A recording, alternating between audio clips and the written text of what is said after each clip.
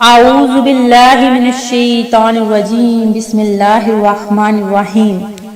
اللہ کے نام سے شروع جو بڑا مہربان نہایت رحم کرنے والا ہے۔ مون وظائف چینل کی جانب سے تمام ناظرین کو السلام علیکم ورحمۃ اللہ وبرکاتہ۔ میں اپنا چینل مون وظائف کی جانب سے آپ کے لیے آج ایک اور بہت ہی پیاری اور بہت ہی نایاب ویڈیو لے کر حاضر ہوئی ہوں۔ سب سے پہلے اللہ پاک کے آخری نبی صلی اللہ علیہ وآلہ وسلم کا ارشاد ہے کہ بروز قیامت لوگوں میں میرے قریب تر وہ ہوگا جس نے مجھ پر سب سے زیادہ درود پاک پڑھا۔ تو ناظرین، سب سے پہلے تو آپ سب سے گزارش ہے جنہوں نے ابھی ہمارا چینل جوائن کیا ہے وہ اسے سبسکرائب کر لیں اور ساتھ ہی ساتھ بیل آئیکن کا بٹن بھی پریس کر لیں تاکہ ہر نیا آنے والا وظیفہ سب سے پہلے آپ تک پہنچ جائے۔ خواہشات کی زیادتی کے ارادے کا نام حرص یعنی لالچ ہے، اور بری حرص یہ ہے کہ اپنا حصہ حاصل کر لینے کے باوجود دوسرے کے حصے کی لالچ رکھے یا کسی چیز سے جی نہ بھرنے اور ہمیشہ زیادتی کی خواہش رکھنے کو حرص اور حرص رکھنے والے کو حریص کہتے ہیں۔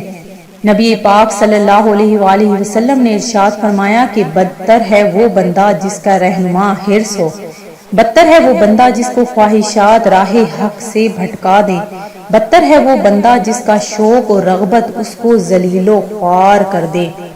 تو ناظرین، ہم آج کل اس دنیا میں اتنے زیادہ مگن ہو گئے ہیں کہ ہر وقت بس دولت کی لالچ اور پیسے کی لالچ ہمیں بس کوئی اور کام نہیں کرنے دے رہی۔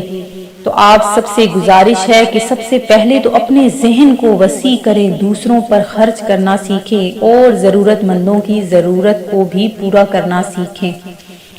تو ناظرین، آج کل ہر کوئی اسی وجہ سے پریشان ہے، تو آپ سب بھی اللہ تبارک و تعالیٰ سے دعا مانگا کریں کہ اللہ تبارک و تعالیٰ کے سوا ہمیں کسی کا محتاج نہ بنائے اور زیادہ سے زیادہ بس اسی سے مانگا کریں اور اسی پر توکل کیا کریں۔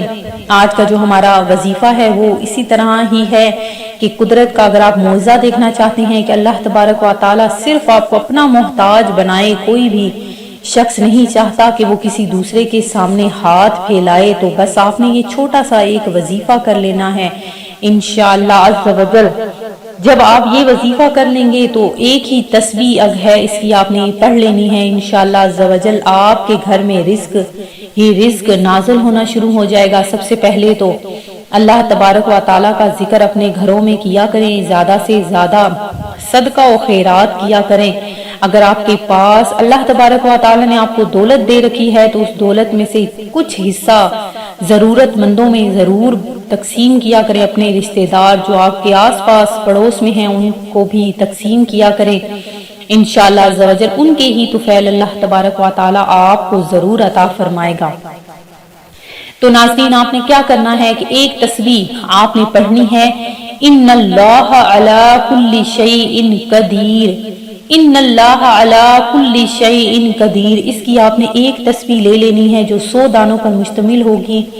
اول آخر آپ نے 11 بار درود ابراہیمی پڑھنا ہے، اور یہ ایک تسبیح آپ نے 100 دانوں والی پڑھ لینی ہے، اور انشاءاللہ عز و جل آپ کی ہر قسم کی جو بھی مراد جائز حاجت ہوگی وہ ضرور پوری ہوگی۔